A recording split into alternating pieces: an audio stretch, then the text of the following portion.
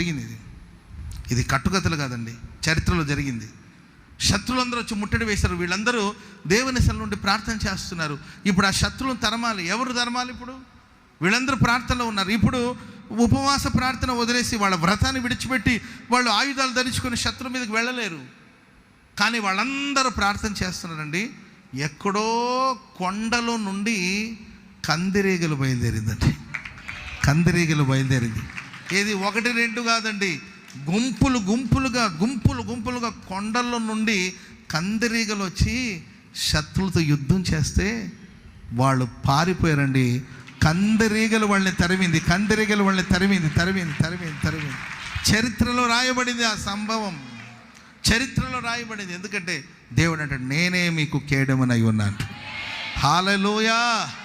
అబ్రహామా, నేనే నీ కేడెమును, నేనే నీ బహుమానమై ఉన్నాను. Praise the Lord. నీ కేడెమును, నీకు ఔన్నత్యాన్ని కలిగించువాడను నేనే నీ వాక్యం సెలవిస్తుంది. కాబట్టి మనల్ని కాపాడని దేవుడు ఉన్నాడు. పక్కన వాళ్ళని చూసి చెప్పండి, ఆయన నిన్ను కాపాడుతాడు.